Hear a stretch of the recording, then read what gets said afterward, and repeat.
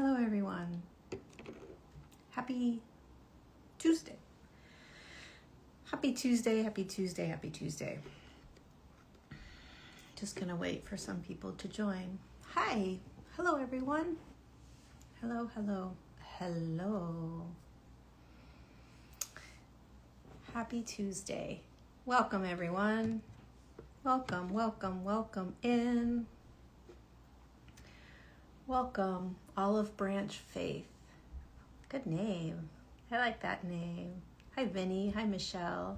Or, no, not Michelle. Who is that? Mitch? Mitch.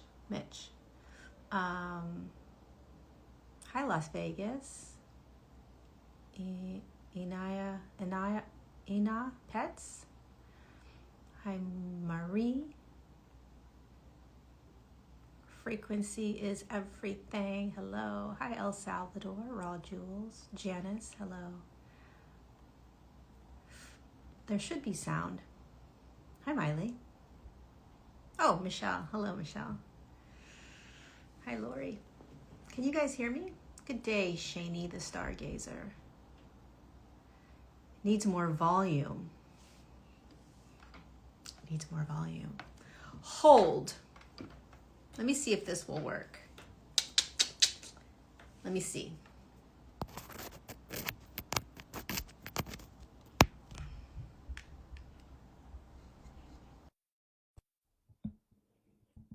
All right. Is this a better volume? Or did I just mess it all up? Oh, the sound is fine. Loud and clear.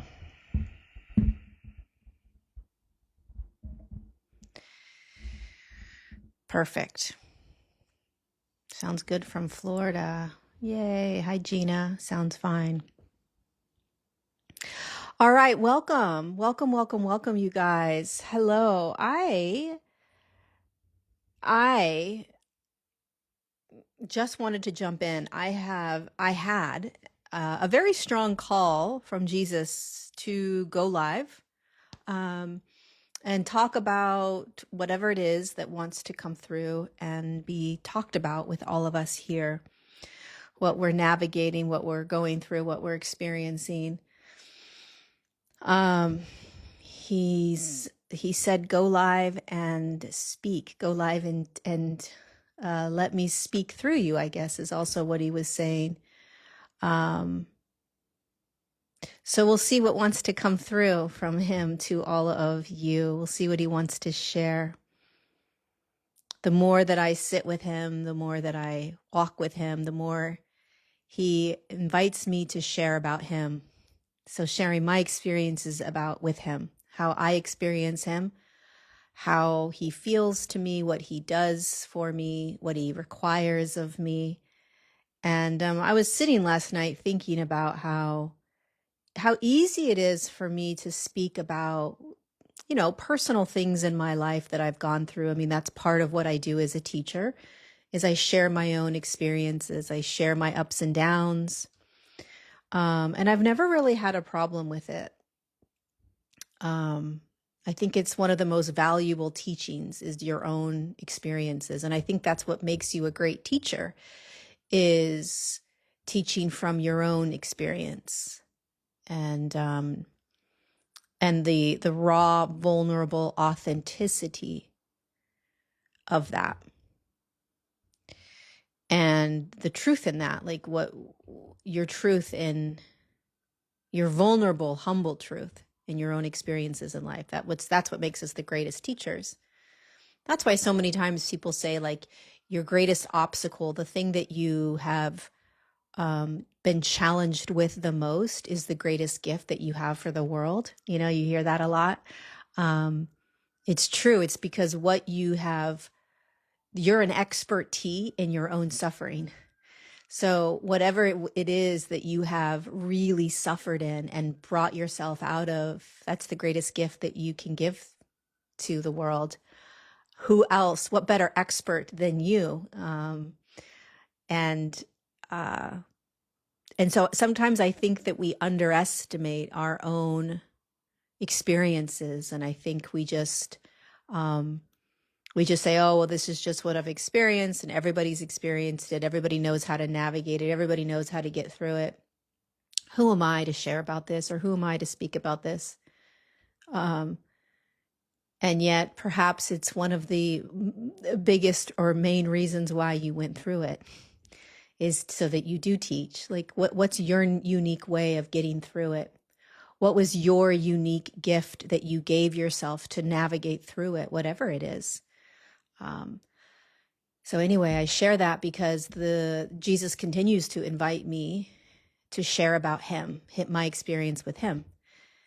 And that's been very difficult for me.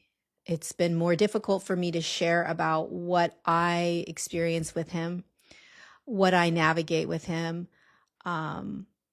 partly because Jesus is so divisive, and there's a divisiveness in Jesus, not in him himself, but in talking about him. And so it's like you're either doing it the right way or the wrong way, right? You're doing it this group's way or this group's way. You're not allowed to kind of have your own unique way of navigating with Jesus, except that I do, and I am sharing it, and I will continue to share my unique path that doesn't fit into any group. But it's difficult because when I share about it, there's always these voices that I hear before I share of like, what's somebody going to think? What are they going to say? Are they going to go this direction or that direction with it? And of course, the more that I sit with Jesus, the more he says, not whether something's right or wrong. He doesn't share these people are right, these people are wrong. He just simply continues to reiterate, share your experience with me. Not with him, sorry. Share your experience of me with the world. Share what you go through. Share the challenges of it. Share what I ask of you.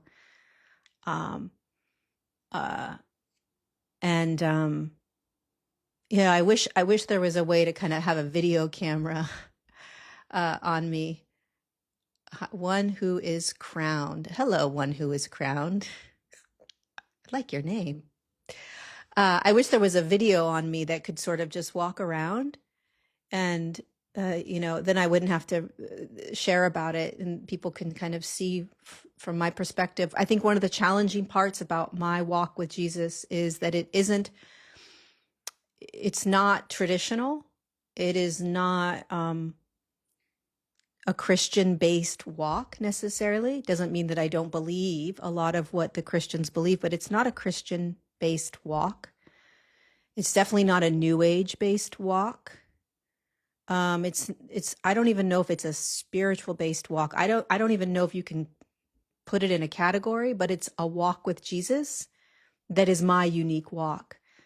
And I continue to get closer and closer to him. And he continues to show me more and more. And he continues to awaken more in me. He continues to heal more within me. He continues to free me more. And yet I don't find myself in any box. I can't be placed in a specific group think. And yet somehow there is such a truth to what I'm experiencing. And how do I know that it is a truth? Because it's changing my life. That's how I know. Because he is becoming more and more real in my life. He is becoming more alive in my life. Angel Pants just pulled something off of a counter and it just dropped on the floor and it just rolled. God knows what she's doing upstairs. And so speaking of what I spoke about 10 minutes ago, is that your most intense pain, the thing that was the most difficult for you to get through, is your gift to the world. And so right now I'm recognizing that the courage to be able to continue to walk with a Jesus that can't really be defined in any group. He's not Christ consciousness, and he's not necessarily the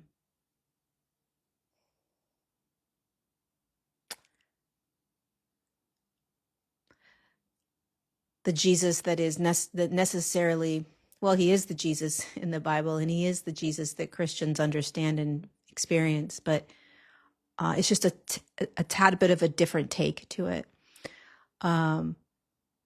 It's a unique experience, and what I am dedicated to doing is sharing it so that if you have a specific way of understanding him, or a specific way that you think he needs to be, a specific way that you're told he needs to be in some sort of contained box, I hope that through my teachings, that through my continued sharing of him, that it allows you to begin to build a relationship with him that isn't contained in the programmed boxes that we're told he's contained in. And of course, that is not to say that there is a right way or a wrong way. There is just the way with him. Any way is a way with him. So it doesn't matter. Just be in the way with him. Be on the walk with him, right? It doesn't matter which type of walk you're doing with him. Walk with him. But I'm choosing to walk with him in a different way. And my prayer is that as he continues to become more and more alive in me, that he's able to convince you to call him in new ways. And that perhaps one of the things that has stopped you from calling him in is the beliefs that have pushed you away. You know, I remember when I started to really dedicate my life to him back in October. I mean, I really was like, okay, I'm all in. And I really decided to go all in with him and do whatever he said, just like committing 100% to him. There were a lot of things that I was not going to agree with him, you know, and I even said to him, like, okay, I can accept this, but I won't be able to accept this thing about you. You know, that you're the only way there through to God, and that I have to obey you, you know, like all these things that like just really trigger the person, really triggers me. And never once did Jesus say, you have to believe this. This is absolute truth. Like he just doesn't speak that way, at least not to me. But what he does do is he gently opens you. He gently does this little like surgery. I call him like the gentle surgeon, because he gently begins to open you up. And he goes in and he starts to kind of pull apart and take out the dis-ease in you. Take out the demonic oppression and suppression and possession in you. Take out the infiltration. And he does it in this really gentle way where somehow you are okay with it. You lend yourself to the experience and you start to follow him. You start to listen a little bit more, because what happens is that you start to feel these subtle shifts happen. You start to feel the truth of who he is in your real life. You start to get results in a way. You start to feel results. You start to feel changes. And results and changes that you've never felt before, even though they're subtle. I was feeling changes, subtle changes, that I had never felt my entire life on this path, this awakened path, you know, this path of evolution, this path of evolving, whatever you want to call it. Never, ever, ever have I ever felt such tangible and real results in my life as I had and have walking with Jesus and following him and listening to him. And it's almost like the more results you get, the more you recognize he's real, the more you recognize that he does create miracles, the more you recognize that he is leading you, the more you recognize that he does change you, the more you feel that, the more you recognize that, the more you go all in. The more you're like, okay, I'll lean in a little bit more. Okay, I'm going to lean in a little bit more. Okay, well, wow, this kind of defies all logic. I guess there is something to this. And you just keep going. You find yourself walking deeper and deeper into this path with him. At least I did. And the next thing I knew, I was immersed so deeply with this man. So I was immersed so deeply with Jesus that nothing else made sense. Nothing else mattered. Nothing changed me the way he did. There is no activation, right? There is no meditation. There is no mantra. There is no book. There's no teaching. There's no healing modality. There's no healing tool. There is no chakra shifting. There is no activation of my energy in my body. There's no clearing out of the pineal gland or all those, like the advanced things that we talk about in the quantum realm that seem really cool and exciting. Nothing, which I've done for years. And I've believed that it was the way. I believed that it was what was going to heal me and elevate me and activate me into new ways. None of that holds nothing comes close to what Jesus did. Nothing. And it's unfortunate that the programming placed upon Jesus is the reason that people won't go all in with him. Like it's beyond unfortunate because of what he's here to do. You know, and because demonic forces despise Jesus, despise him. So if you've got a lot of demonic energy in you, which we all do, but if you got a lot of it, you're going to be triggered by Jesus. You aren't, the demons are, right? And so there's going to be a knee-jerk reaction, an anger almost, like, what are you talking about? Absolutely not. It's actually not the person really. It's the demonic energies behind the person that have been running their life, which is one of the things that blew my mind the most, is this idea that there are these demonic forces within me that were leading my life, that were creating the addictions that I lived in. And the addictions that I craved, the temptations that I craved, like all of these things that I believed were based on programming and trauma and, things that have been passed down in my life. For me personally, it was all really based on parasitic demonic energies in my body. And so one of the greatest gifts of Jesus coming into your life, into my life, was this like the demons starting to flee, these parasitic energies starting to flee. I've spoken about this before, but what's so beautiful about Jesus is like, you're not actually doing anything other than following him and listening to him and doing what he asks, in terms of sitting with him quietly, maybe sitting in prayer. Perhaps it is letting go of continuing to call a certain person or do a certain behavior. Maybe there'll be this intuitive hit from Jesus of like, you got to stop that, right? So there's always this dance. It's not just you kind of sitting back saying, okay, do everything for me. You actually have to participate. You have to choose. You have to make choices. But there's something profound about when he comes into your life, because so long as you have faith and so long as you sit in silence with him, if there's anything I could throw out there to anyone that is curious about sitting with him, there are two things that are the most important things: silence and faith. Hi, B. Evans.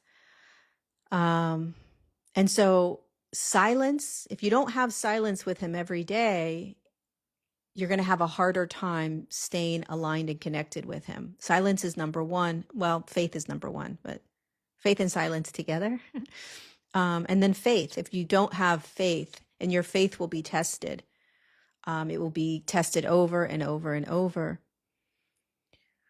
But it's a miracle what happens, because for me, I grew up in a community, in a spiritual community, where I was responsible for everything. I was responsible for all my thoughts and my behaviors. I was responsible for the trauma.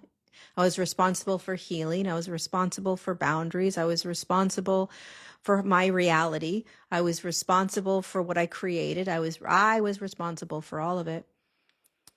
And we live in a what Jesus has referred to as the veil within the veil. We live inside a veil that's inside a veil, and the double veil, the veil that we're inside of the veil inside the veil, this veil. Here's the big veil, then there's the little veil, and in this little veil, which is where we all live, if you're in a certain spiritual community like I was, you're taught that you are God, and as God, you're responsible for everything. And so there's this weight you carry, and you justify that weight. I justified the weight I was carrying of being God as everything was like I needed to do it all. I needed to fix, I needed to heal, I needed to figure out the solutions. And then if I was able to like heal something, even though it never really healed because it was just always this loop, there'd be something else, right? But if I was able to like feel as if I reached a level of awareness or reached a level of something, I would pat myself on the back. I'd feel really good about myself. And then it was on to the next task, right? It was all about figuring out the quantum field, figuring out oneness, figuring out this whole thing. And as soon as I started to go all in with Jesus, a daily dedicated practice with Jesus, that all went away. And it became so simple and easy. The weight slowly began to lift. I'll share something with you, very personal, about my work online. Since 2020, right? Since the COVID times, I put a lot of pressure on myself to show up every day online and to give a message. And what social media does to you if you are on it as a teacher, or maybe not even as a teacher, but what social media did to me was it made me believe that this is who I am. So if I have people liking my video, I'm doing something right. People are seeing me, they're noticing me. I must be good, right? And so it feeds you this false illusion. It fed me a false illusion that if I don't continue to show up, I'm not like, who am I if I don't do this? And if people don't see me, who am I? If people don't appreciate me, who am I? If people don't like what I have to say, who am I? Social media creates this in a very detrimental way. And when I started work, and I always, no joke, this is truly how I lived for quite some time. There would not be a day that not a day would go by where I wouldn't feel some sort of pressure to show up. Like there were weeks and months, potentially even years, where I was torturing myself because I hadn't shown up. It was like, you better show up. You haven't shown up today. What are you going to talk about? What are you going to teach? Lori, you got to do something. I mean, this sort of unconscious pressure that was, it's indescribable, and it also makes no sense. And I also didn't have any control over it, but it was on me. It was a weight, and I hated it, but I loved teaching. I didn't like this weight that social media placed on me. And so one of the very first things, I didn't ask Jesus, by the way. So when I started working with him nonstop, September, October of last year, when I started working with him, one of the first things that he was asking of me was to break my addiction or my tie to social media. So being able to not need to show up, but being able to appreciate the relationship, being able to appreciate what this is without being addicted to it, without believing that it's who I am, that I can exist outside of social media. on any platform, that I can exist without likes, I can exist without followers, I can exist without subscribers. In fact, that's not what makes me who I am. And I know this sounds crazy, okay? But and it for me, it takes a lot of humility to be able to acknowledge this, to recognize this, to even peel apart that this is what's happening on this planet. But I had to come to terms with Jesus was right. Like this is I depended on social media, any platform, to provide for me my worth. And it's a slow drip, but the next thing you know, it's what happens. It happens to the majority of us. It's just so slow that we don't really recognize it happening, and it's really, really unfortunate because it creates a massive illusion.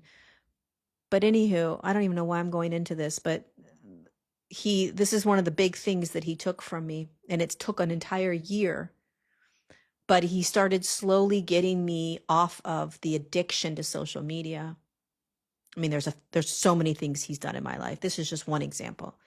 He slowly started to peel me. And like I told you guys earlier, he's like this gentle surgeon, right? So he doesn't just like pull everything from your life and you're just left like, oh my God, who am I? He does this real gentle approach. And so it was like, first it was like, stop looking at your, the video count. And then it was stop looking at the comments. And then it was stop looking at this. And then, so there was this slow drip, a slow drip in pulling me from it. And then he shut off my account for a week while I was fasting for 7 days, right? That really was a big jolt. Not to say he doesn't do these massive jolts. Sometimes he does, right?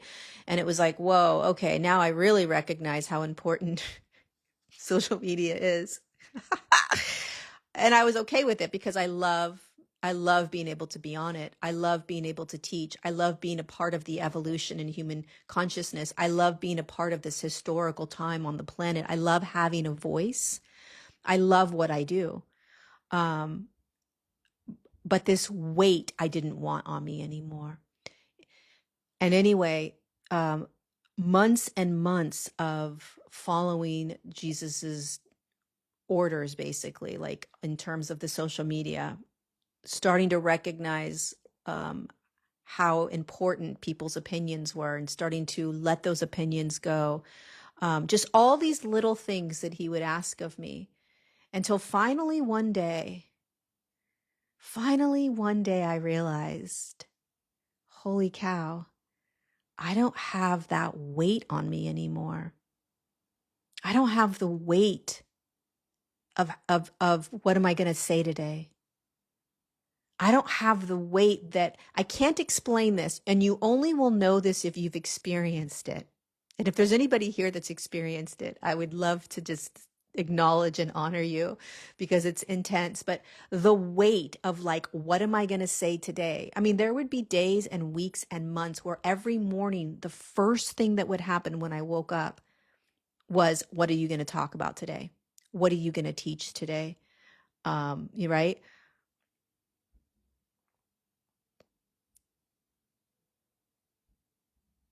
What are we gonna what and so the as that weight started to get lifted off of me, I recognized, and by the way, it's almost gone. And it's like, wow, hold on a second. This is one of many experiences I've had with Jesus where I didn't ask him for these things. I didn't say, hey, Jesus, take away my addiction from social media. I just said, I'm going to follow you. I just said, you can have my life. You can have my platform. You can have this. I want to serve you. Right. And so the more that you say, I'm just use me as your vessel, he's going to start to refine you. He's going to start to show you what it is that's detrimental and in the way of him working through you. It's like, if you surrender and say, I want to use my vessel for the work of Jesus or for the work of God, and you mean it, God's going to come in and he's going to reassemble your entire life so that he can work through you. You see, God can't work through you if there are parts of your life that are out of alignment. He can't work through you if there are addictions that are pulling you from him. He can't work through you. Of course, he still tries to work through you, but what he's going to do is he's going to pull all these things. So as he's working through you, as he's walking with you, he's going to pull all of these things from your life that have been detrimental, not because you asked, but because he has to in order to be able to work through you. And so all your ask needs to be is, God, work through me. Jesus, use my vessel for your work. God, use your vessel for my work. And then be humble enough to show up and follow what it is. Follow what he's asking. Know that whatever is being asked of you is not because you are, not because it's not about you, right? Like whatever he's asking you, whatever he wants you to lay down, whatever he wants you to drop, whatever he wants you to push away, whatever he wants you to pull in, whatever he wants you to do, when you follow, because it's not about you. So the me is like, wait a second, I can't do this. I don't want to let this go. I don't know if I can do it. It's like, no, let the social media go. Let the likes go, let the follows go, let it all go. And then that fight of like, can I? No, I don't want to. No, it's important to me. No, like that's the fight of the ego and God, the ego and God, the ego and God. Divine will and free will, divine will and free will. And so you have to start to recognize as soon as you start really walking with Jesus, as soon as you say, Jesus, take my life, let's go, there's a lot of the Tetris game is going to happen. And for me, one of the little nodges on the Tetris game was social media. And now I wake up and I have no weight. He has taken the weight from me. He's taken the idea that my identity is tied to who I am as a teacher. I can't, and there's no way to describe this other than a feeling. It's a feeling. That's what he does. He removes things that creates a new reality in you, a new feeling, a new experience, and you explain it. I can explain it with words, but it's a felt experience. When Jesus comes in and changes you, he literally takes it from you. He takes it like it's gone. It's a weight that has been lifted. It's not in you. It's not on you. It's not around you. It's gone. And it defies logic because you don't actually know what happened or how. But that took 11 months. A lot of us sit and, I get comments of like, I'm sitting and I'm not feeling and I'm not hearing and nothing's happening to me. Walking a walk with Jesus and having him come in and not only change your life, but change the lives of others through you is not an overnight task. It is a daily commitment of faith, which means that you don't doubt. There's no doubt in your mind. No doubt in your mind that he's working through you, that he's working with you. No matter what. It doesn't matter if you don't hear or feel or see or experience or any of that.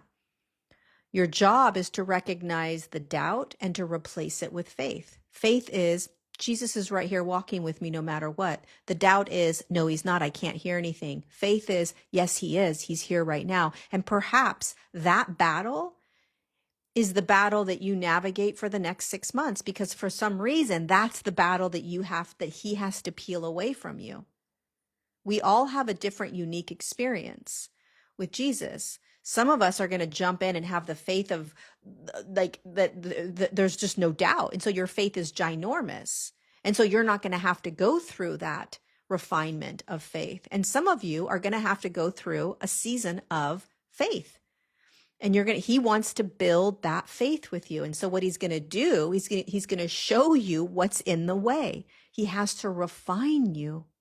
That refinement is showing you the doubt. So it's extremely uncomfortable when you are in a season of refinement, which for the most part is all the time. You're being refined, which means the way in which the world has created you has to be pulled from you. And the world has created you through the mind. So everything that you think about yourself, everything that you believe, all the behaviors, all of the repetitive patterns, that's all been given to you. That is not a natural state of being. And so when Jesus comes in, he begins to take the patterns from you that you have always naturally believed, naturally meaning programmed to believe, is just what you deal with. It's just you. It's just who you are, and you have to figure out how to do it, and you have to positive think your way out of it, and you have to do all these healing tricks and modality, all this stuff, right? You have to jump through all these hoops because that's what we've been programmed in the veil within the veil. However, when you bring Jesus in and say, work through me, use my vessel for your work, use my vessel for the service of this world, use me, let's go. Be a vessel for God to work through you. Be a vessel for service. Get out of the way. Let him come in and let him show you an even greater way. As soon as we get out of the way, the bigger, greater way of why you're here comes through. But he starts to pull out what it is that's been programmed into you. He pulls it out. Yes, I will save this. He pulls out the limiting beliefs. He pulls out the behavioral patterns. He pulls out the addictions. How does he pull it out? I have no idea how he's going to pull it out for you.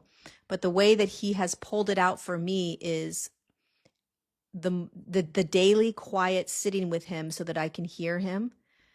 The daily quiet intuitive hits that I receive within myself. The choice of choosing him every single day over anything else. And what that means is that the world is going to convince me that these other things are important. Going out and doing this activity, or trying to make more money. So I got to focus on how to make more money, or, focusing my time on trying to find a relationship, or, basically, like, where am I putting my attention, right?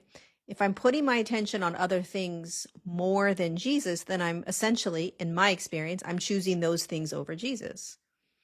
Now, that's not to say that you don't put your family and your loved ones ahead of Jesus. I mean, it's up to you. Obviously, most of you guys are going to be like, no way, my kids. But if you start putting Jesus in a really high, place in your life, then the changes that you see in your life with Jesus will amplify. And so if you start to look at Jesus all day long, the way you look at your children, the way you look at your husband or your wife, the way you look at money, the way you look at success, the way you look at getting a healthy body, the way you look at whatever it is, instead of placing your attention on all of these things that you're trying to get, and you place your attention on your relationship with Jesus and letting that build, then you're allowing him to come in an even greater way and change you. And so the more it took me 10 months, a lot of his changes within me. There's some changes that happened instantaneously. As soon as I brought him in completely and went through a really long fast that I did, the alcohol that I drank was gone. I haven't had a sip of alcohol in 11 months. I don't even crave it. I don't even desire it. I don't even want it. I don't cuss anymore, which I didn't choose to. I wasn't like, I don't want to cuss anymore. I just don't cuss. And if I do, it feels very awkward and weird. I have no idea why this was an important piece to Jesus, but he just took it from me. I immediately felt a sense of calm like I've never felt in my life, a sense of peace, a sense of protection, a sense of love. The more that I do this, the more days that go by, the less I worry about anything.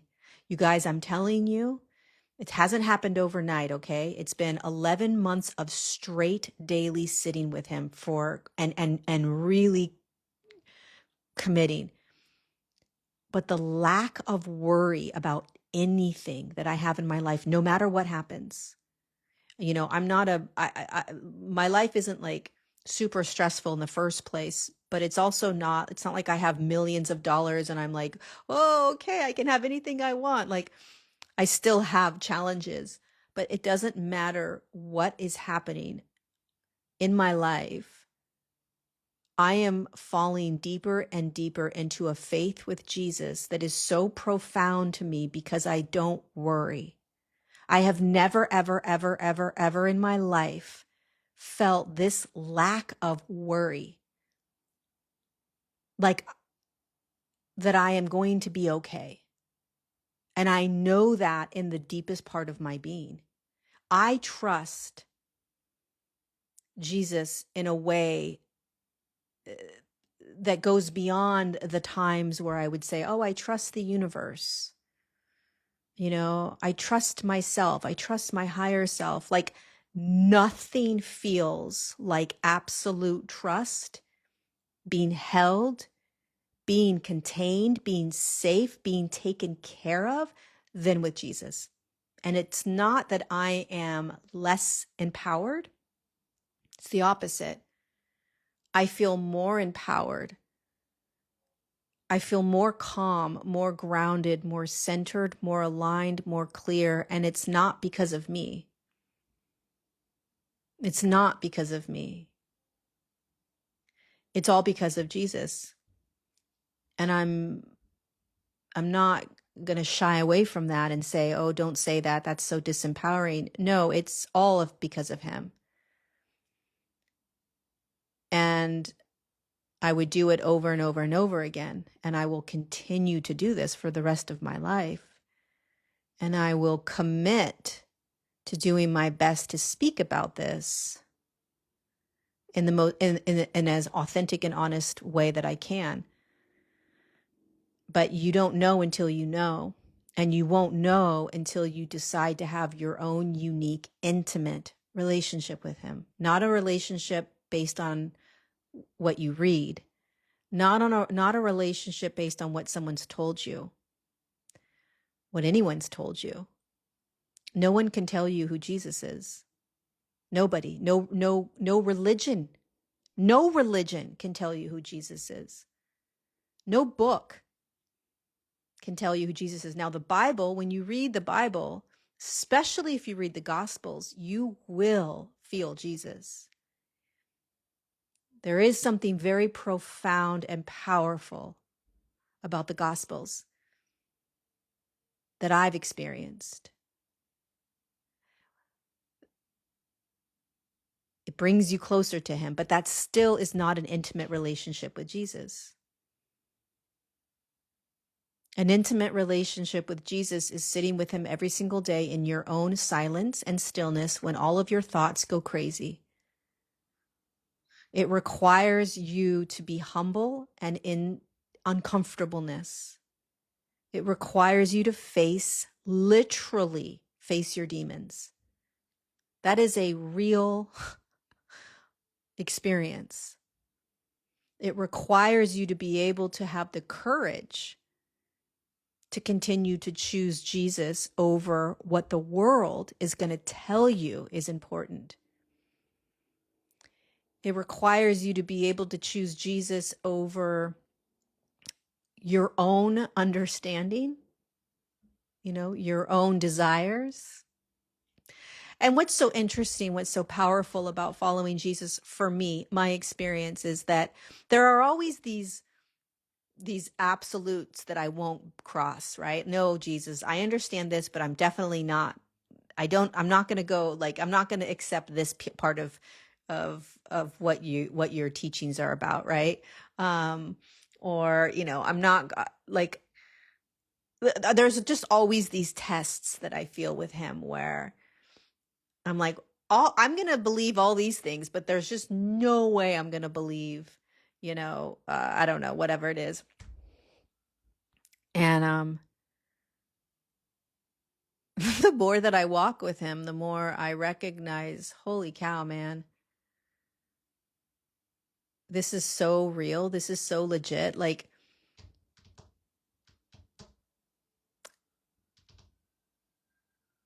and here's the thing, like, you're not ready until you're ready, right? So there's layers to his teachings. There's layers to your experience with him. There's layers to your relationship, and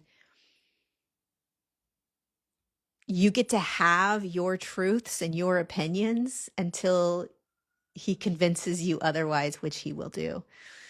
One of the things that I've noticed in talking about him and sharing about him, teaching about him,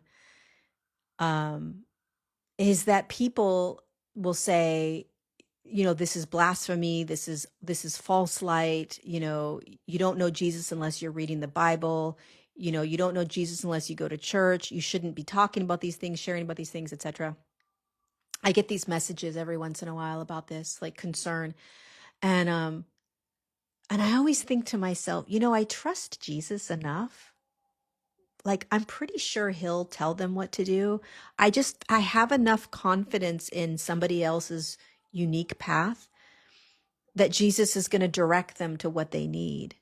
Like, I don't need to be the police officer, right?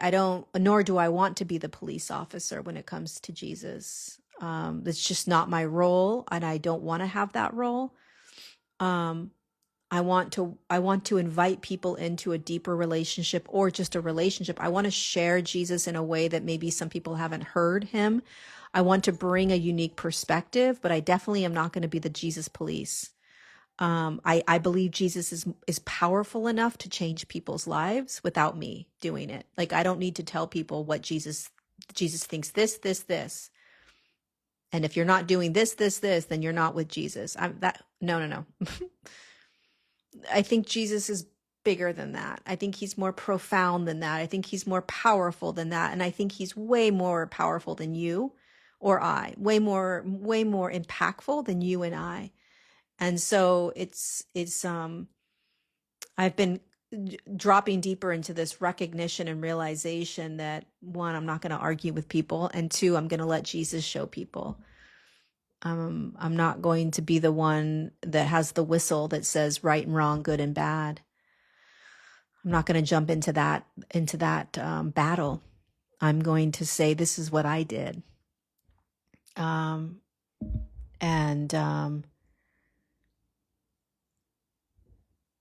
Oh yeah, he definitely sacrificed. He definitely suffered.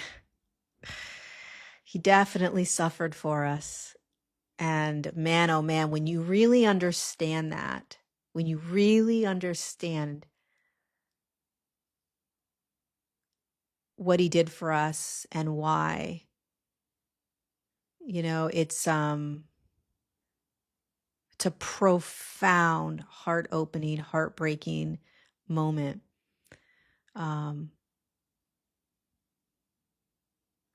To me, Jesus has become this rabbit hole that never ends.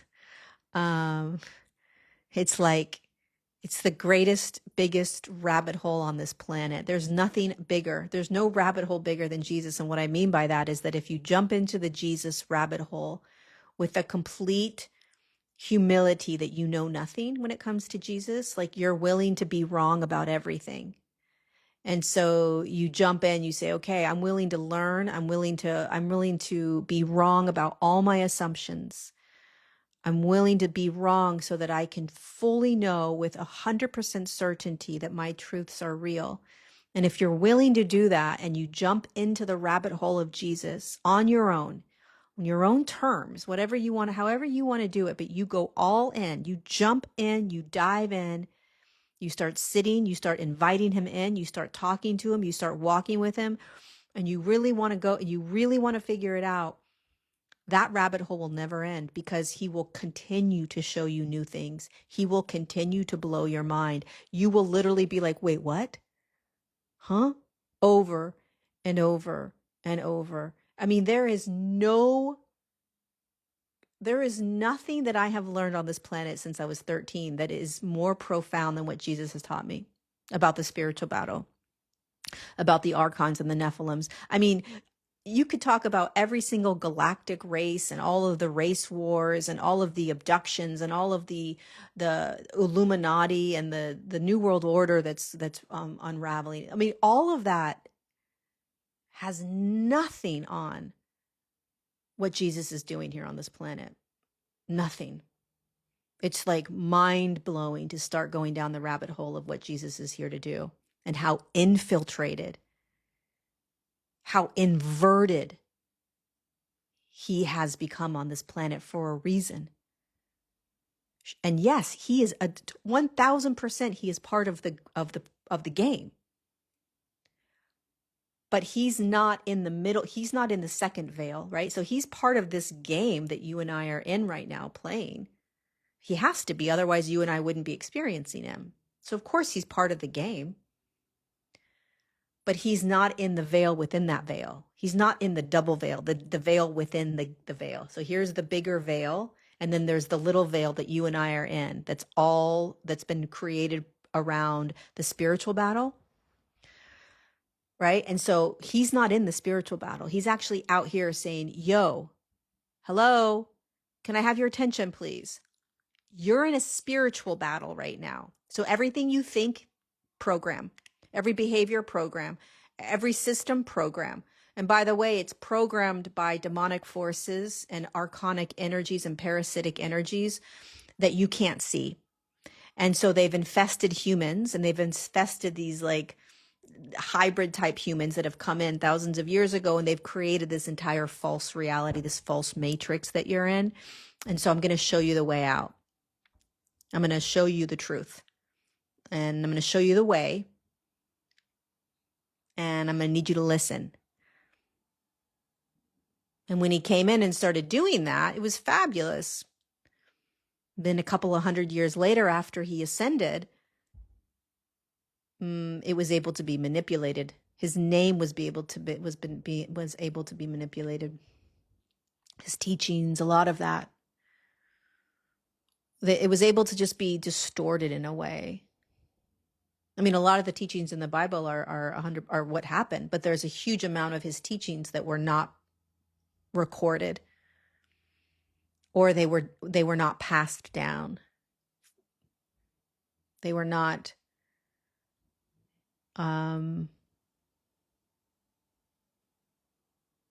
passed down, kept. And because he is the way out of the matrix, within the matrix, the inverted matrix, the false matrix, because he is the way out, those that created the matrix don't want you to know that. So they're going to create a lot of distortion around the one person that came in to blow the horn on all of it and pull us out of all of it, because we were all wrapped in it. The second we incarnated, we became wrapped in it.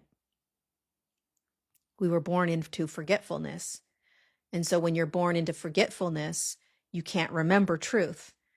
And the truth is that we are inside of an inverted game, an inverted matrix. And we are born into sin, which means we are born into infiltration. The next time you want to argue that you're not born into sin, I want you to imagine that sin is the infiltration that has pulled you from God. And so if you realize that we are all born into the illusion, we're all born into the infiltration, which means that you are infiltrated the moment you are born. You are infiltrated with beliefs, thoughts, behaviors, ideas, systems that were created to control you. It's not natural. It is not the natural way of being. Humans are naturally designed to be in alignment, full and complete alignment with God out here, with God's light moving in. aligned and dancing with the light of God, the holy light, Holy Spirit. And there would be duality, right and wrong, okay, and all the things you're feeling, but there would not be the distortion around who you are, the limiting beliefs, the trauma, all of these things. It wouldn't exist. It has to exist in order to create the illusion that you need something out there in the external world to bring you to a God or to bring you to joy or to bring you to peace. So it's this inverted matrix that you're born into, and you're taught all these ways to break free, including the idea that you are God. You're not God. In my experience and what I've been shown is that we're an aspect of God. And so if you recognize you're an aspect of God, well, then you need to be able to bring and invite the light of God into the body to sort of stir up or ignite, start up the engine of God again, because it's been pulled out of alignment, turned off, stalled in a way. How do I know Jesus without reading his word? I sit with him and I talk with him and I listen to him and I have dialogue with him and I have a conversation with him. I don't know. I just do. It doesn't mean that I haven't read the Bible or I haven't read the Gospels over and over again. I have. But that's not what I base my relationship with Jesus on. I base my relationship with Jesus on my everyday interactions with him when I sit. So a lot of people will say to me, this is a totally legitimate question. I completely understand these questions. But a lot of people say, well, how do you know it's Jesus? Because of how it feels, because of what he has done in my life, because of all of the drastic and unexplainable things that have happened. And because if I were to speak to a Christian and I were to speak to if me and a Christian were to speak, we would have very, very similar exchanges around Jesus. It's hard for people to be able to accept that or to acknowledge that or to believe it. And I don't expect people to. I don't. But if you are someone that doesn't feel called to follow the Christian way, I'm encouraging you to just sit with him and see what he has to say and see what he will see what he will do with you. I read somebody's Yoga with Nancy's, I prefer divine energy. What I'm trying to do, what I'm hoping to do is sort of just like invite in a new way for those that have been turned off because of a religion and see what happens, because I didn't get to know Jesus through the Bible. And it doesn't mean I didn't read it, but I didn't read it first. And that's just been my path. So, it's an interesting conversation, right? And it requires a lot of compassion to be able to sit together, right? In conversation, because it's a very tense conversation to have. Jesus, who is he? How do you connect with him? How do you reach him? And I mean, that's why there are wars in the Middle East, Well, I would say that's probably not any longer why there's war in the Middle East, but that's a whole other conversation. Could be just a domination of the planet. We all are going to have our beliefs, and we're so adamant about him that it can cause a lot of fire. And so it's a beautiful way to be able to practice having conversations It's interesting. When COVID was happening in 2020, there weren't a lot of people really speaking out loudly against it. Um, and I was one of them that was loudly speaking out against it. And it was very easy for me, very easy. I mean, I had more hate during that time, and it didn't bother me at all. But the type of divisiveness with Jesus is 10 times that of COVID. Like there is a very fundamental anger all over the place for Jesus. And when you talk about him, and if you don't speak correctly about it, if you don't share in the exact way you're supposed to, if you speak about it, why are you not just saying Christ consciousness? Why are you not saying Yeshua? Why are you not saying this? Right? There's a lot of tension in it, and there's a reason for that. And I believe the reason for it is because of the power of what he's here to do for us. And so it's been an interesting game trying to navigate this next level of conversation. But I honestly don't think there is anything or anyone more important on this planet right now than Jesus. And getting to know him intimately, no matter how long it takes. Getting to know him intimately. Because the more that you can be naked with him, not actually naked, but like so nakedly vulnerable and intimate, the more he will change your life. But if you continue to box him into something, he will only be able to go as far as you allow him. What I mean by that is, if you keep him only in a contained box that you believe about him, then he's only going to be able to work in that. But if you say, you know what, I'm okay with new ways of getting to know you. I'm okay with you showing me new things that may not be what everyone tells me is you. I'm okay with expanding my knowledge of you. I'm okay, Jesus, show me. I trust you. I have faith in you. If we're able to do that, if we want to do that, then there's even more opportunity. There's more experience. There's more waiting. And so it's kind of up to you in terms of where you want to go with him and how far you want to go with him. But I'll leave the conversation with this, that you don't have, the greatest thing about Jesus is that there are no requirements. None.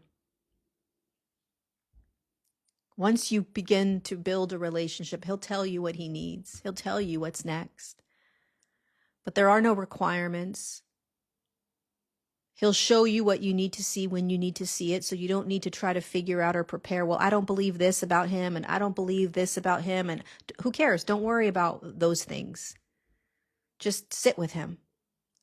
Let him explore with you who he is. Don't not show up because you're like, well, I don't believe that he's the only way. Okay, great. Sit with him every single day anyways. Let him tell you who he is. Well, I believe that we're all just one big amoeba of God. Okay, great. Sit with Jesus and let him teach you things. Well, I believe that Jesus is only found in the Bible and this is the only way. Great. Keep sitting with him and invite him to show you even more. Let's go deeper, Jesus. Keep going. Let's go deeper. Jesus is a felt, tangible relationship. It is a presence that you begin to experience and feel on a level that is incomprehensible. It blows your mind that he's not actually sitting with you. There's no other way to describe it. To me, Jesus feels alive. He feels like he is literally alive, walking with me. And that was something that was built day upon day upon day, not overnight, not through one miracle. It was a constant battle and a constant choice of choosing Jesus. It was demonic attack after demonic attack and still choosing Jesus. It was days and weeks in dark, dark places, still choosing Jesus. It was people being pulled from me, behaviors being pulled from me, things that I love in my life being pulled from me, and still choosing Jesus. It is a path that is not for the weak of heart. It is a path that is way beyond any spiritual path I've ever walked. It is a path that cannot be described. It cannot be understood until you start walking it. But there is nothing greater and nothing more important than putting aside our opinions, putting aside our beliefs, putting aside our anger and our righteousness, and showing up naked in front of him and saying, you know what, I'm curious. I'm curious to know more. I'm curious to know. I'm curious to say, you know what, I might not know everything about what's happening here. Show me more. Show me more. And then you go as far as you want to go. You know, you go as far as you're comfortable. But even when you're in the uncomfortable, keep going.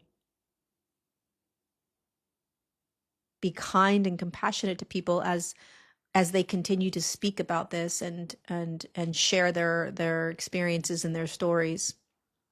We are just getting started in unraveling and unveiling the actual truth of what we're in here, the real actual battle that we have been battling for thousands of years, 7,000 years, the actual demonic forces that have taken over our minds, taken over our bodies, that have made us believe that this is who we are.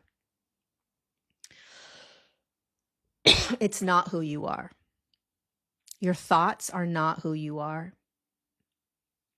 You're not responsible for doing all of the mental gymnastics that we're taught to do when none of it was ever yours. It's all been distortion.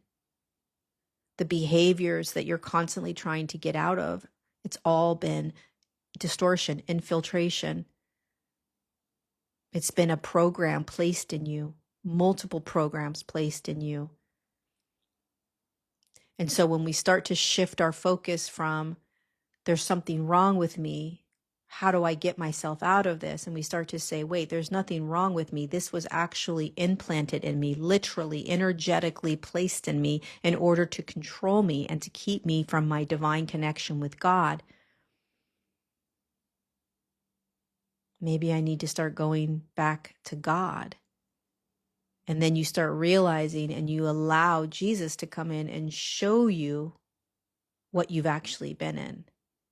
And he begins once again, like the Tetris game, to refine you. You know, like the way a diamond is born, a diamond is refined in order to be a diamond. A diamond is found 100 miles in the earth, created out of 2,000 pounds of pressure or something. And then it's ejected out into it's ejected 100 miles up with this force in like a lava tube inside rock, comes to the surface. Humanity finds it. They start chipping away at these massively large rocks in order to find that one powerful, profound diamond inside that was created way down below. So the diamond was way down here, always in here waiting for man to find it. And so Jesus comes in and says, I'm going to show you who you are. I'm going to refine you until you recognize that you are a diamond in the rough. And that all of the ways that you have thought yourself to be was just this rock over you. It was never you. It was never you. And so he comes in and he begins to peel apart, pull back, take from you what you always thought you were responsible for. You always thought you were responsible for. And he begins to lift the weight. He takes the weight off of you. He begins to free you. He begins to give you new eyes to see. And you begin to slowly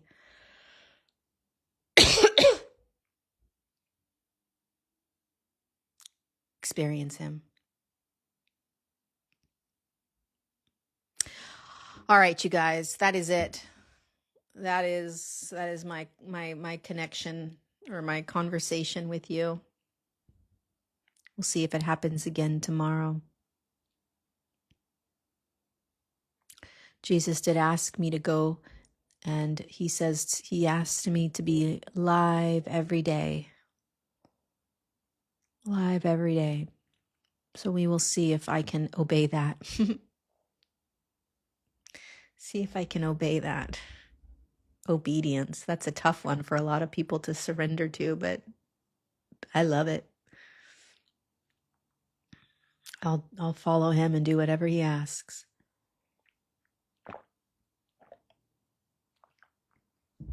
Because it's not about me.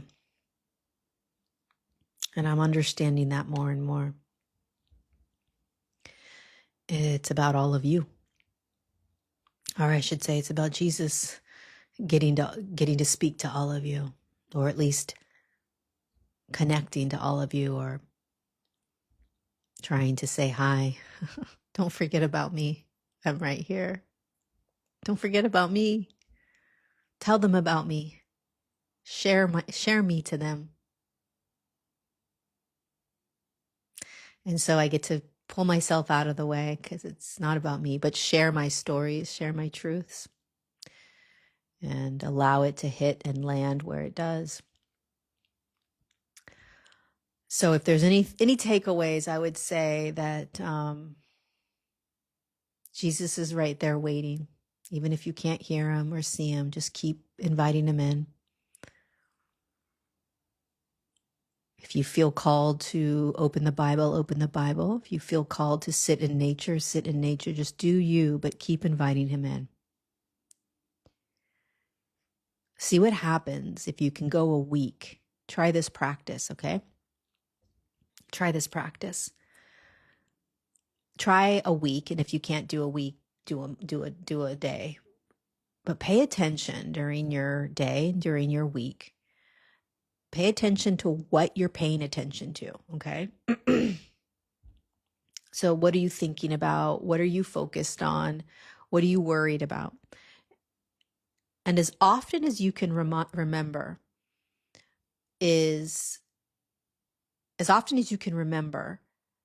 think about Jesus. Think about Jesus. This is for those of you that are curious about him, want to build a deeper relationship with him. As soon as you start thinking about you don't have enough money, or when are you going to get a new job, or where should you go on vacation, how often can you also say, oh yeah, Jesus is right here? That's it. It's very simple. It's a very, very simple exercise. Okay. But like, oh yeah, Jesus is right here. That's it. And then go right back to your concerns, right? Or you're at the grocery store trying to pick out the perfect avocado. Can you remember Jesus in that moment? Like, oh yeah, Jesus, what's up? That's it. That's it. And see how often you can move your lens to Jesus. These are like tiny little things for those of you that are struggling with trying to connect with him, or or also just are not interested, but you're like, well, let me give it a try. Start there. You know, he's always with us. He's never not there. I was thinking the other day, I'm like, he just waits. In fact, for a lot of you, he's pulling you to him.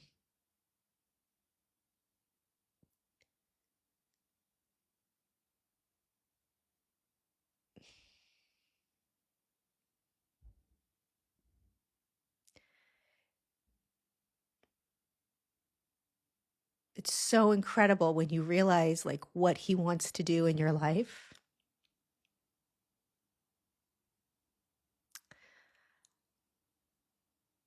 He never goes anywhere. He never leaves your side. Never. He's just waiting. He's just waiting. All 7.5 billion humans. He's just waiting. He's not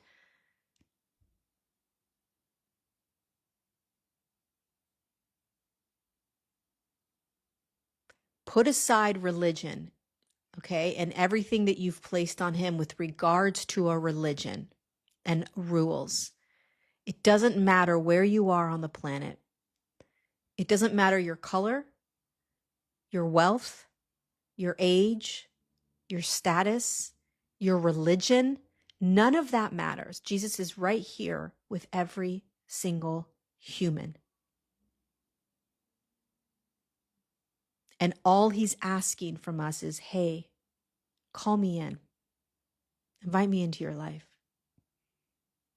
And keep doing it until the programmed, infiltrated thoughts go away.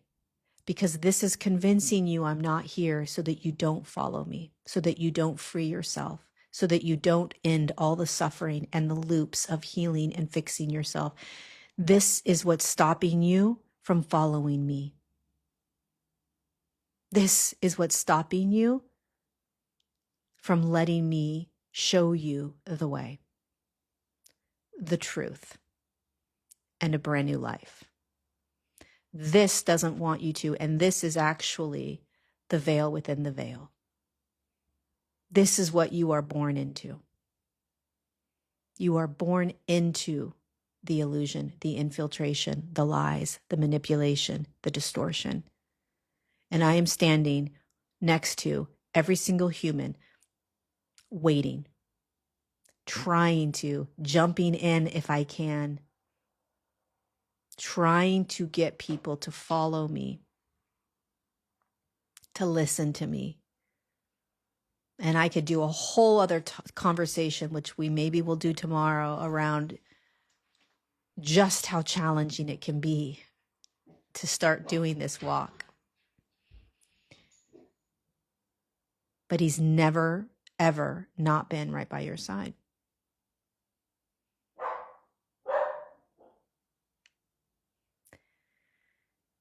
All right, you guys, I love you. I will upload this onto Facebook, YouTube, and Instagram, and my SOAR community, the School of Remembrance. I love you guys very much. And if you want to join our 21-day class, we're doing a 21-day class with Jesus, September 8th. You can find all the details on my website or in Instagram and Facebook, on YouTube. There's posts that have it. Highly recommend it. All right, you guys, maybe tomorrow we'll do some questions, but until then, I love you and I'll see you tomorrow. Mwah. Take care.